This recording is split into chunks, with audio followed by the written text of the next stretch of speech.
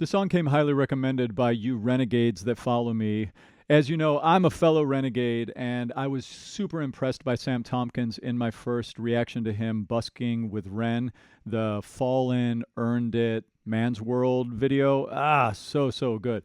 So I'm going to react to his solo stuff here. This is my first solo song of Sam's that I'm going to react to.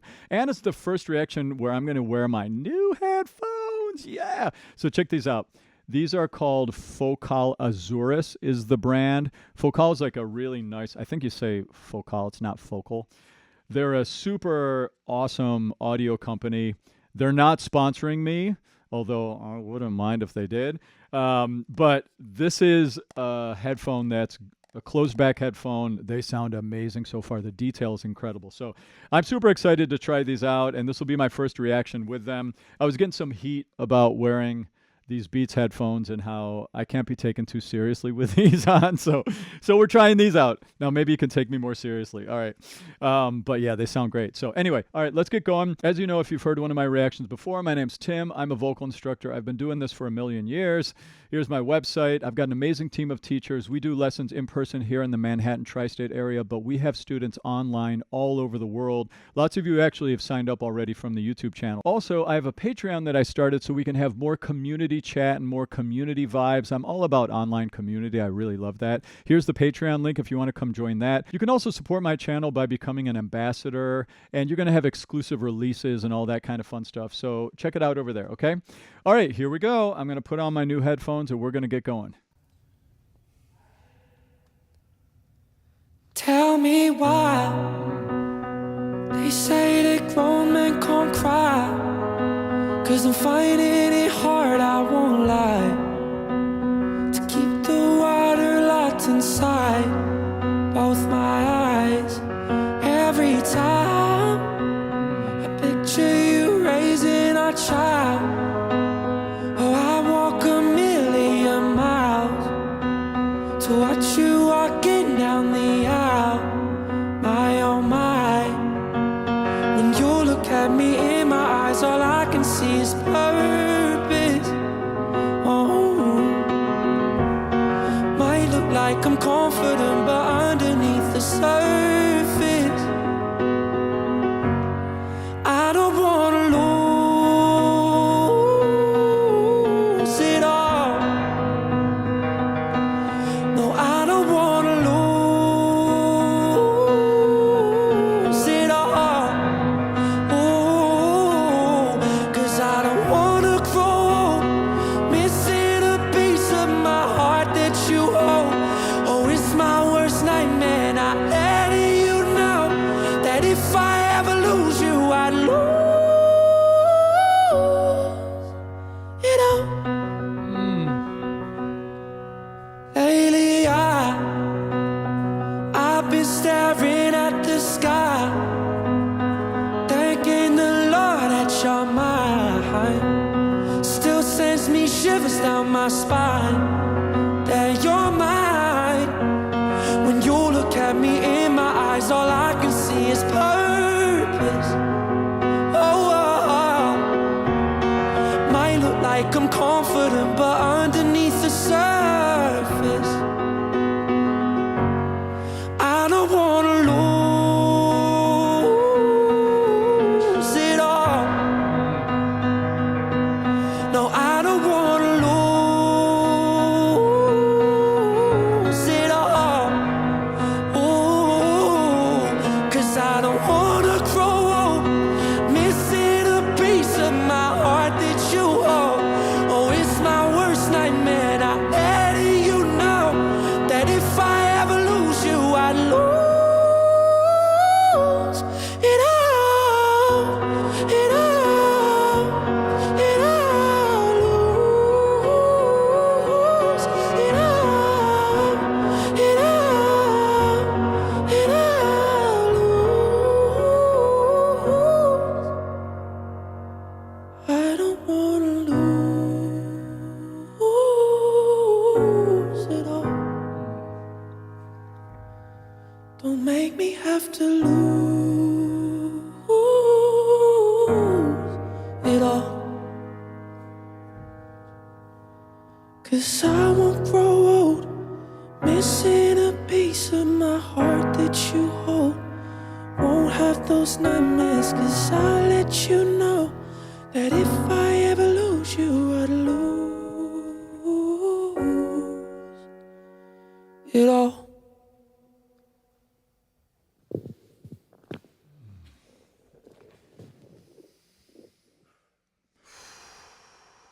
Wow. Oh, that was beautiful. A love song about that fear of losing the person you love because you love them so much you can't imagine your life without them. Oh, that's a beautiful, heavy, romantic, gorgeous love song, isn't it? Oh, such amazing vocals too. I mean, the thing about Sam is like he has such an incredible texture to his tone quality. It's so accessible. Reminds me a little bit of Bruno Mars. Bruno Mars has that sort of lo-fi scratchy fuzz in his voice all the time, the same way that Sam does. You know, this is like a straight up pop song, you know? It really feels a lot similar also to like kind of like a Callum Scott song. If you know who Callum Scott is, he was famous for that song You Are the Reason. This song very much takes me back into that emotional world. We've got lots of big reverb. He's singing in that big warehouse space, although I wonder if the reverb was coming from being in that actual big warehouse space. It kind of sounded like it may have been enhanced by some digital effects too, but nonetheless, the reverb sounded beautiful on that track, you know, the way it was on the piano and the vocal. Just that intimate, sort of haunting, but yet spatial, big sounding vocal at the same time. So beautiful. His level of connectedness to the text was insanely high. He was super emotive, super connected to what he was saying here. Now, I do have to say, there were some times there in the bridge where I thought maybe he was pushing his voice a little bit too far. You notice it's one thing to be gritty, but it's another thing to like get into this like open vocal fold with compression, but driving your chords really hard type of a sound. I'm going to talk about that sound when we get there. You got to be careful with that sound a little bit. He's got to be mindful of that. That sound can be vocally damaging if you're not careful. I'm going to talk about that a little more when I get there. But oh my God, this was such a beautiful vocal. And one other thing, his registration, his agility, so good. All right, let me go back and talk about a little bit of that stuff now. Tell me why they say that grown men can't cry. 'Cause I'm finding it hard, I won't lie, to keep the water locked inside both my eyes. That tone is gorgeous, isn't it? So here's what he's doing. He's got his vocal folds slightly abducted, which means there's a little gap and he's letting a little bit of extra air through the vocal folds, which gives it that airflowy sound. But it's not just pure air. He's got a little squeeze on it, which gives it that angst. Yeah! It's like a little bit of what's called compression, which is the cinching of the pharynx. It creates a little air pressure buildup, which makes a little edginess to the sound. He's got that going on. He's singing very light here. He's not pushing it out too much. Very little vibrato so far. Just this beautiful textured tone. Every time. Now, right there, he did a little flip. He was in his chest voice, and then he flipped up into his falsetto. What's interesting, though, about his chest voice here, even though he's in the chesty part of his voice, which is typically the brassy part of your voice, he still has that husky wind sound to it, which is called a mix. When you've got a little bit of brass in your tone and a little bit of wind in your tone, inside of the art form of singing, that's the other art form called mixing, learning how to mix those subtle colors of your voice, the brass and the wind, or the metallic sound of your voice and the wind. He's doing that so nicely here. You can hear how he lets go of the brass and flips up into his falsetto. Whenever you hear that little yodel flip, that's what's happening is the brass element of the voice is let go quickly, yeah, and we hear that little flip up into the falsetto. Listen to him do that right there. Every time, right there. I picture you raising a child. Oh, I walk a million miles. Also, I love his tasteful little riffs he's putting on the ends of the phrases, those little those little down things he's doing. Very appropriate. We know from the busking video with Ren that he can riff his face off, but he's being tasteful and appropriate here. The reason we riff is because we have more emotion than the normal melody line can hold, so we add on little extra notes. Every riff should be born from an expressive state. You have a little bit more, expressively speaking, to add on to the music. That's what riffing should be born from, and that's what Sam is doing right here. Let's listen for that. I walk a million miles Hear that right there? to watch you walking down the aisle. My oh my. Notice how his you see how his head's moving a little bit with the riffing too? His head and jaw, That's super important. Great riffers do that. You'll notice, there's all of this head tilting movement stuff happening. And the reason they're doing that is because when you reshape your mouth and rechange the vowels quickly, it gives the listener, us, a sense of newness at the change of pitch, which makes the articulation a little clearer. If you don't do that mouth reshaping stuff, the riffs get a little mushy sounding. Kind of like that. You have to do that reshaping a little bit. He's really good at that. When you look at me in my eyes, all I can see is purpose. Oh. He's got a lot of like R&B soul in his singing. Might look like I'm confident, but underneath the surface. So that tone has so much texture right there. We're about to do the little lose it all, that flip. By the way, notice, I've just heard this song for the first time, and notice the melody is stuck in my head already. Isn't that wild? That's a good sign of a great song, a very sticky hook. I don't want to lose it all. Oh, so good. So do you hear him doing that flipping from the brassy chest voice sound as he goes into the falsetto? You heard him do that there? Oh, it's so good. Did you notice how catchy this melody is here? I call that sticky. When there's a hook to a song that's super catchy, I call that a sticky hook. This song has a crazy sticky hook. Lose it all. See, like I've heard the song one time and it's caught in my head, that hook. So what makes a great hook stick? One thing is the emotion, the words that you're saying. He's saying super emotional words right here. Another thing has to do with the melodic contour. Does it have an interesting melody in relation to the chords that are being played right there? And this melody does. It's big and sweeping. It's got a big jump. That's interesting and makes it stick. Another thing, having an interesting vocal technique thing happen also makes it sticky. He's got that little yodel flip. That thing, if you ever watch me react to Chapel Roan, I talk about that all the time. She does that yodel flip a lot. And what it does is it shows angst, it shows longing, it shows passion. That's what that vocal technique does. And Sam's using it here perfectly. Let's listen back for that little yodel flip now. I don't want to lose it all. Oh, isn't that vocal technique perfect for that line? It's angsty, and then there's that little break in the voice, and then he comes back down into his chest voice there. Oh, so good. No, I don't want to lose it all. Oh, you hear that little catch in his voice, that little break there? Sometimes these little catches in our voice are emotional, expressive things that improve the song. In fact, a lot of times, it improves the song when the little break or the little technical thing that falls off is happening from an emotional place, like it is with Sam here. Oh, it's so good. I love that little crack in his voice. No, I don't want to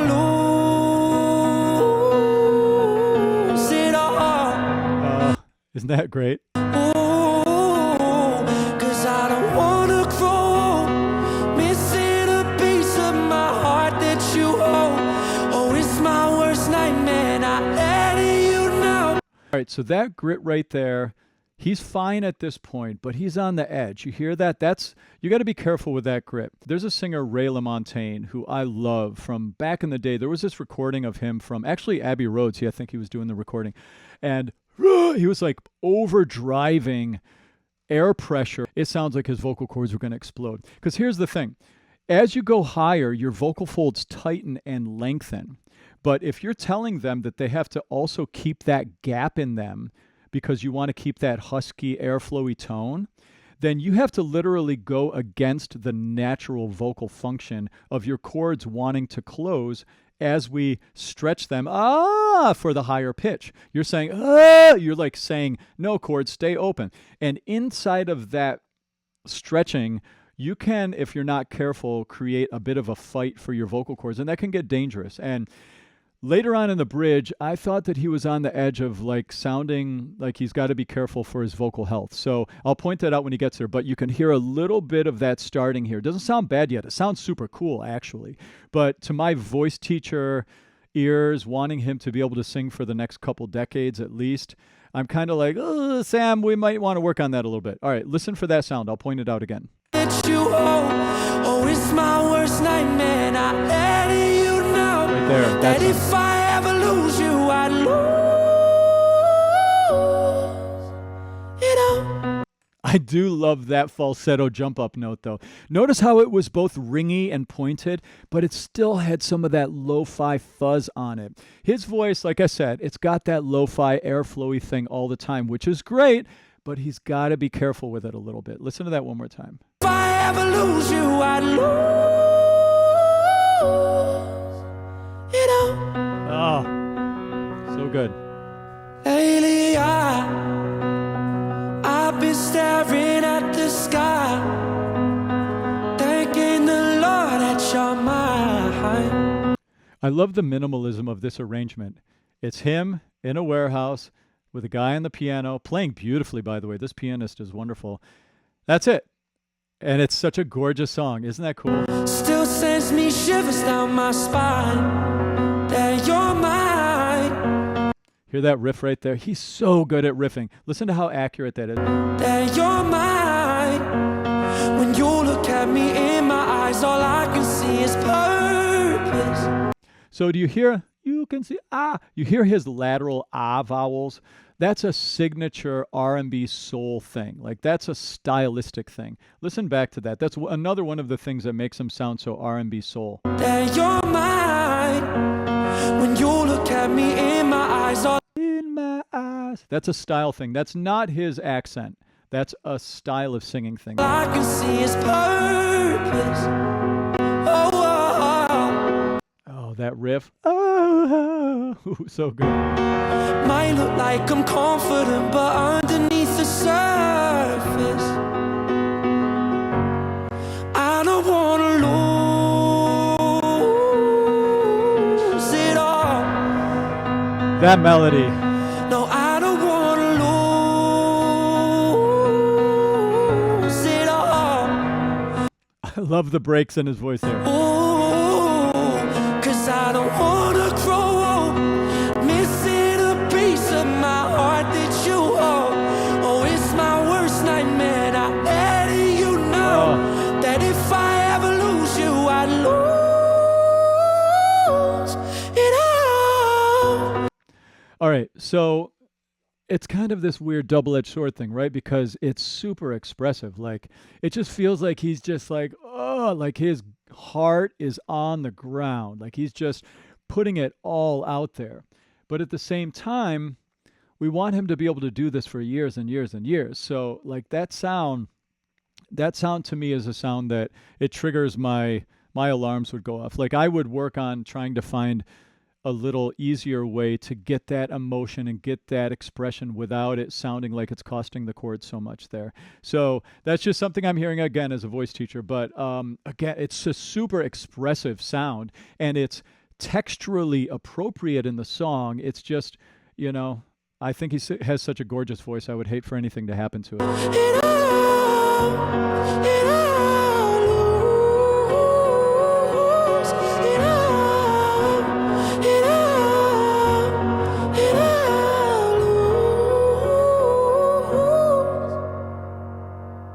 I don't wanna lose it all. He just pulls all the energy out of his voice there, goes into a super light sound, light airflowy, introspective. Notice how he's controlling the energy that he's putting into the song to keep us interested, to keep our attention held.